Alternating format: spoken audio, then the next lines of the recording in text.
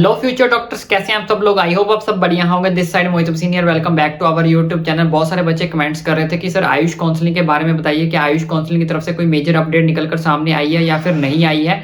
तो आयुष काउंसलिंग जो आपकी कब से स्टार्ट होने वाली है, ईच एंड एवरीथिंग के बारे में आज इस वीडियो के अंदर हम डिस्कस करने वाले हैं। ज्यादा वीडियो लंबी नहीं होगी, छोटी सी वीडियो बना रहा हूँ जिसके अंदर हम सारी की सारी चीजों को फटाफट जो क्लैरिफाई कर लेते हैं। सबसे पहले बहुत सारे बच्चों को तो यही नहीं पता कि सर आयुष काउंसलिंग जो होती है वो किसके बारे में होती है, किस किस कोर्सेज के लिए होती है। तो जैसे कि बच्चों आपको पता होगा कि जो जितने भी आयुष कोर्सेज होते हैं जैसे BAMS, BHMS, BUMS, BSMS, BNYS, जिन बच्चों जो है इन कोर्सेज के अंदर एडमिशन लेना चाहते हैं तो उनको बच्चों आयुष काउंसलिंग के अंदर पार्टिसिपेट करना पड़ेगा। एक हमारे पास होती है MCC काउंसलिंग जो आपके लिए MBBS BDS के लिए होती है, तो MCC काउंसलिंग होती है। लेकिन अगर आपको BAMS, BHMS, BUMS, BSMS, BNY में से कुछ करना है तो आपको आयुष काउंसलिंग के अंदर जो है पार्टिसिपेट करना पड़ेगा।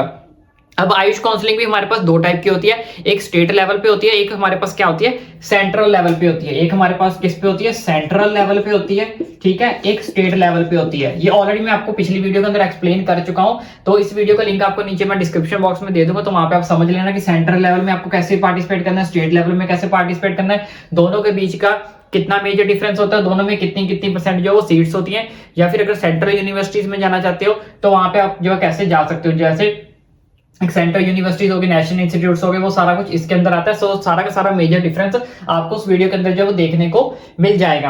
अब बात करते हैं यहाँ पे टोटल नंबर ऑफ सीट्स की। तो टोटल नंबर जैसे कि आपको पता है इस बार बच्चों पार्टिसिपेंट्स जो है वो बहुत ज्यादा बढ़ चुके हैं, और साथ ही साथ हमारे पास जो कट ऑफ है फिलहाल के लिए बहुत ज्यादा हाई है। हम तो यही कोशिश कर रहे हैं कि दोबारा से रीनीट हो जाए और हमारी जो कट ऑफ है वो एक लिमिट में आ जाए, कंट्रोल में आ जाए। लेकिन अभी फिलहाल को देखा जाए तो हमारी कट ऑफ बहुत ज्यादा हाई है। तो टोटल नंबर ऑफ सीट्स की बात करें तो 52,720 टोटल जो है सीट्स हमारे पास यहाँ पे अवेलेबल है। 52,720 सीट्स हैं इन सारे कोर्सेज को मिलाकर। हमारे पास टोटल नंबर ऑफ जो सीट्स हैं वो कितनी है, 52,720 सीट्स हमारे पास यहाँ पे अवेलेबल है। तो आपको इन 5200 सीट्स के लिए अब क्या करना पड़ेगा, लड़ना पड़ेगा और अपने किसी ना किसी तरह से अपने रैंक के ऊपर इनमें से आपको कोई ना कोई कॉलेज के अंदर जो वो पार्टिसिपेट करना पड़ेगा। क्योंकि बहुत सारे बच्चे ऐसे होते हैं जिनका रैंक अच्छा आ जाता है, कॉलेज के अंदर एडमिशन भी मिल जाती है। एक बच्चे जो है दो चीजों से क्या कर जाते हैं, गड़बड़ी करने की वजह से उनकी जो है सीट वो क्या कर दी जाती है, खारिज कर दी जाती है, यानी कि उनको कैंसिल जो है उनकी सीट को कर दिया जाता है। वो दो रीजन कौन से वो भी मैं आपको फटाफट जो है बताता हूं। तो उसमें से पहला रीजन तो यही है कि बच्चों को काउंसलिंग करने का प्रोसीजर बिल्कुल भी नहीं पता, ना उन्हें सेंट्रल काउंसलिंग कैसे करनी है वो नहीं पता, ना ही उन्हें पता स्टेट की काउंसलिंग कैसे करनी है। लेकिन बच्चों आपको एक चीज बताऊं कि अगर आप काउंसलिंग के अंदर जरा सी भी गलती करते हो तो इससे आपके कितने बड़े नुकसान जो है वो हो सकते हैं। आपकी जो रजिस्ट्रेशन फी जाएगी, जो आपकी सिक्योरिटी अमाउंट होगी वो आपकी खारिज कर दी जाएगी, वो आपको रिफंडेबल नहीं होगी। पहला ये नुकसान हो गया।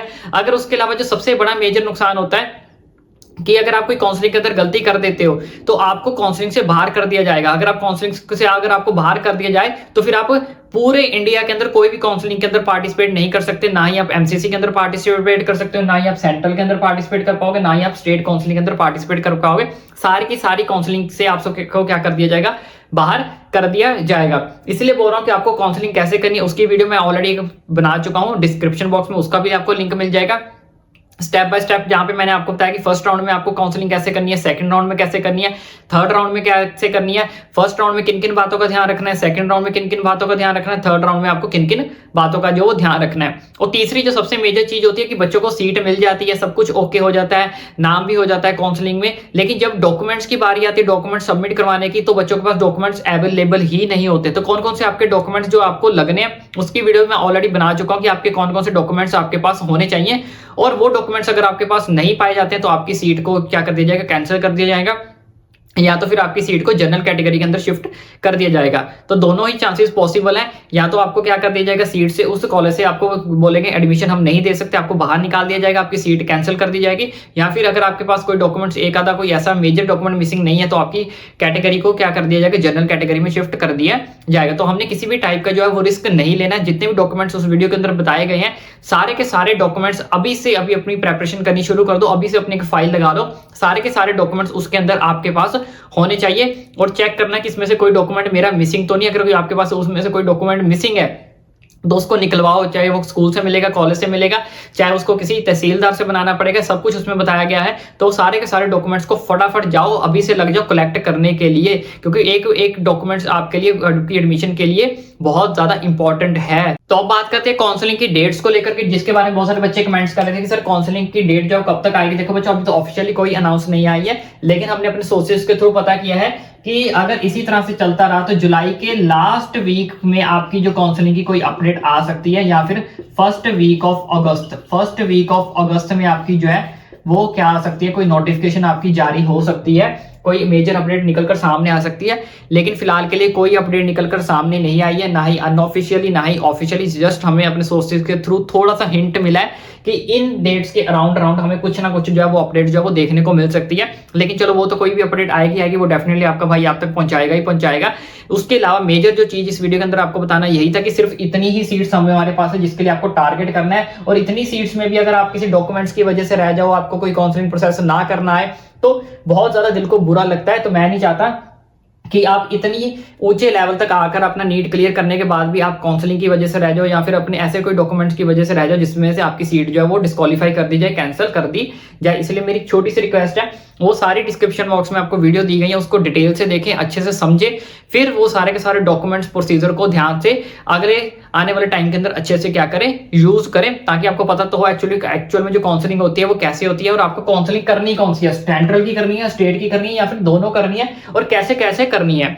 ठीक है, तो उसके अलावा कोई कॉलेज के अंदर आपको कितनी कट ऑफ जाएगी, कौन से कॉलेज में आपको एडमिशन लेनी है, चॉइस फिलिंग आपको कैसे करनी है, वो सब कुछ आपका भाई आपको बताएगा। उसकी टेंशन आप मत लो, जैसे ही आपकी काउंसलिंग का शेड्यूल आ जाएगा वैसे साथ साथ मैं भी आपको बताता रहूंगा कि आपको चॉइस फिलिंग कैसे करनी है, किस कॉलेज की कितनी कट ऑफ जाएगी, कौन सा कॉलेज आपके लिए बेस्ट रहेगा, वो सब कुछ मैं आपको बताऊंगा। और इसलिए बोला चैनल को सब्सक्राइब जरूर कर लें, ताकि आने वाली सारी की सारी अपडेट्स एडमिशन के रिलेटेड, मेडिकल फील्ड के रिलेटेड कोई भी अपडेट, मेजर अपडेट निकलकर सामने आती है, कितनी आपकी कट ऑफ है, कौन सा कॉलेज बेस्ट है, कौन सा कॉलेज आपका ऑर्गेनाइज्ड है, कौन सा कॉलेज ऑर्गेनाइज्ड नहीं है, सब कुछ आपका भाई आप तक पहुंचाएगा, वो भी फ्री ऑफ कॉस्ट। इसी चैनल को सब्सक्राइब करना ना भूलें।